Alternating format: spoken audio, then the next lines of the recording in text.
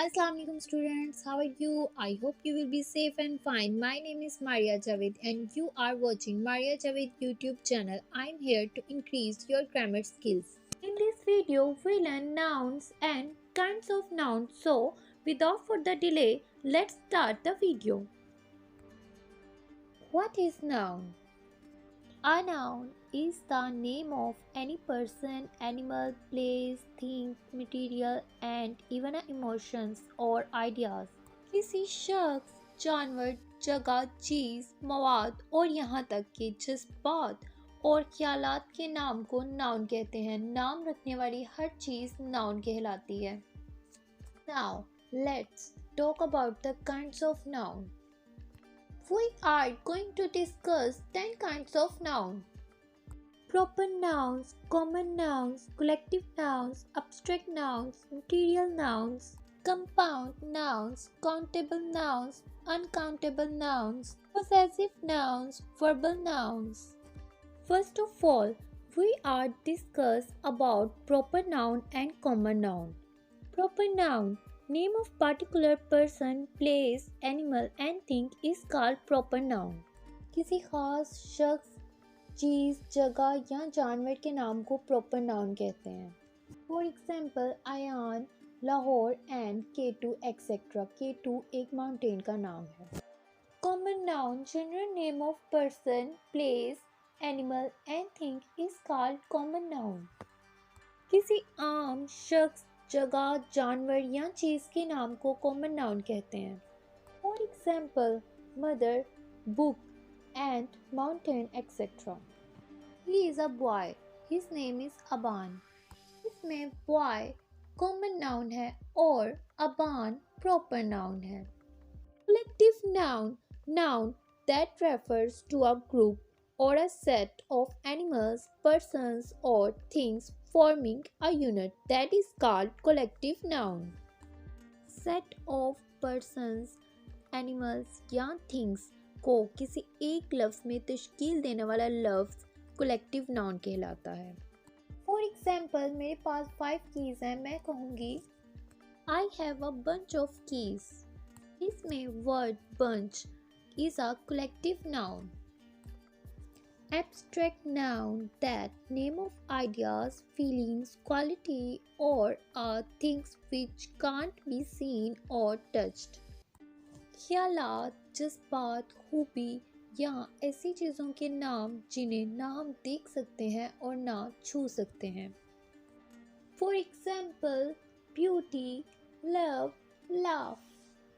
Material noun, names of material used as ingredients for making things. ऐसे material के नाम जो इस्तेमाल होते हैं चीज़ों के अज्जा बनाने के लिए। For example gold, would, steel etcetera. Gold इस्तेमाल होता है ज़ेवरात बनाने के लिए, वुड लकड़ी इस्तेमाल होती है फर्नीचर बनाने के लिए और स्टील बहुत सारी चीज़ें बनाने के लिए इस्तेमाल होता है जैसे कि बर्तन।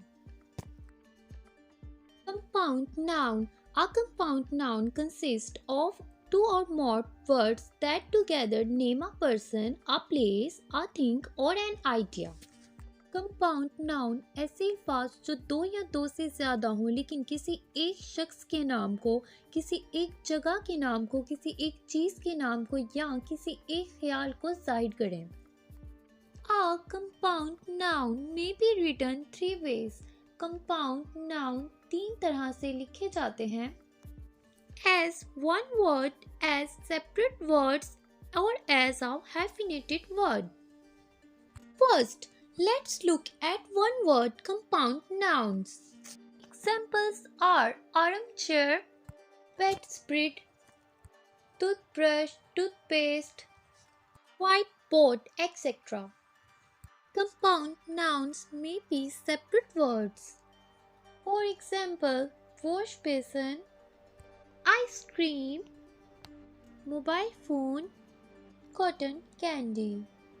Compound nouns may also be hyphenated words. For example, Jacob, 1-year-old, singer-songwriter. So, what are countable nouns? Countable nouns are things that we can count using numbers, so anything you can count in comes in the category of countable nouns. ऐसी तमाम चीज़ें जो count की जाती हैं, गिनी जाती हैं, वो काउंटेबल नाउन में आती हैं. For example, a man, 3 bags. So you can see, you can count, so they come in the category of countable noun.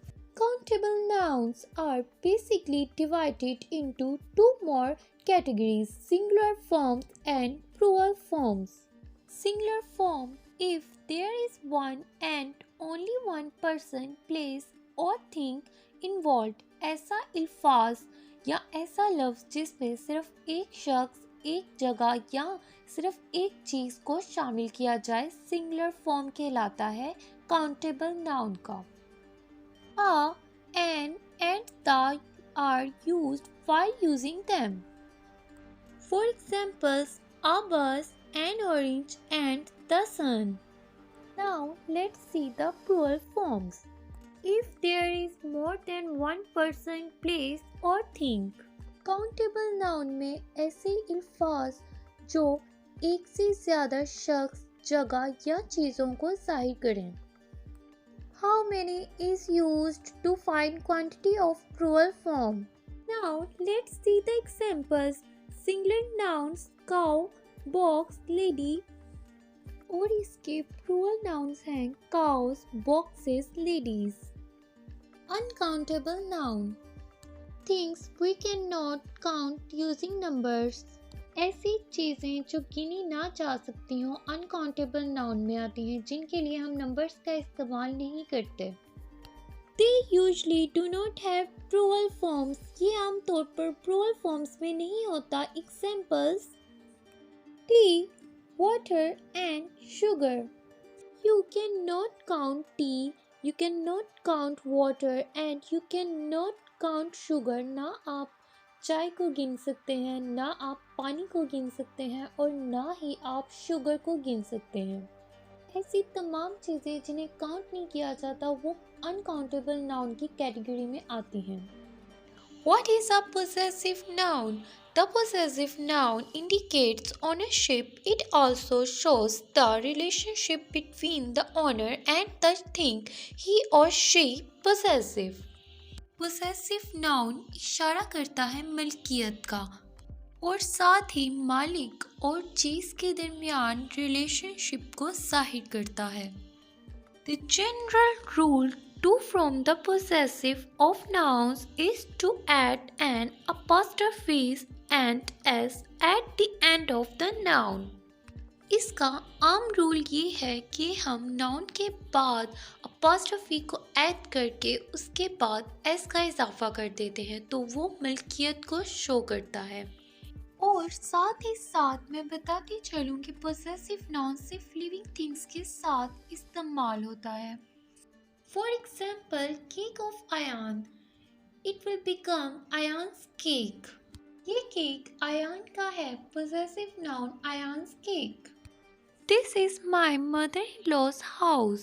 Mother-in-law एक कंपाउंड नाउन है जिसमें पोसेसिव नाउन का इस्तेमाल करने के लिए एंड पे अपॉस्ट्रोफेस और एस का इजाफा किया जाता है.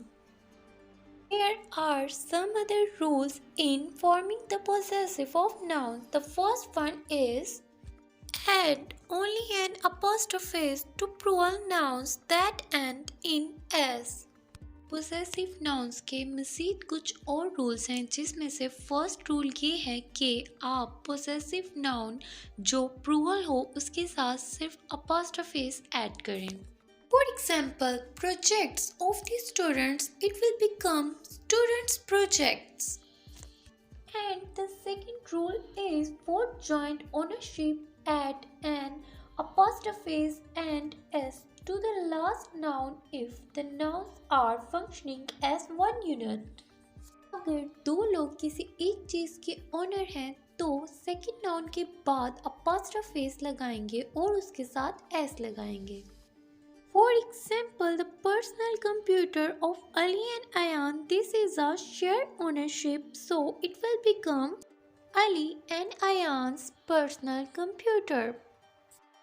But if it shows separate ownership, we will have to add an apostrophe and s to both nouns. लेकिन अगर हम सेपरेट ओनरशिप की बात करें तो हम दोनों नाउन्स के साथ अपॉस्ट्रोफेस और एस लगाएंगे. For example, the pets of Umar and Asif, it will become Umar's and Asif's pets. Verbal. A verbal is a word that seems to carry the idea of an action or being but does not function as a true verb. Verbal ऐसा word है जो देखने में लगता है कि किसी काम के करने या होने को जाहिर कर रहा है, मगर वह सेंटेंस में हकीकी वर्ब का रोल नहीं प्ले कर रहा होता. Verbal noun. A verbal noun is a noun derived from a verb. It exhibits all of the properties of ordinary nouns and none of the properties of verbs. Verbal noun ऐसा noun है जो verb से निकला है. इसमें आम noun की तमाम खुसूसियत पाई जाती हैं जबकि वर्ब की कोई खुसूसियत नहीं पाई जाती. All verbal nouns are not gerund, but all gerunds are verbal nouns. तमाम वर्बल नाउन्स gerund नहीं होते लेकिन तमाम gerunds वर्बल नाउन होते हैं. Gerund verbal noun की एक टाइप है gerund when we use a verb in place of noun. हम जब वर्ब को नाउन के तौर पर इस्तेमाल करते हैं तो वो gerund कहलाता है. वर्ब को नाउन के तौर पर इस्तेमाल तब किया जाता है जब एक वर्ब एज ए सब्जेक्ट या एज ए ऑब्जेक्ट सेंटेंस में आए. फॉर एग्जाम्पल रन का रनिंग, स्पीक का स्पीकिंग. इसके लिए हम वर्ब की फर्स्ट फॉर्म के साथ ing लगाते हैं.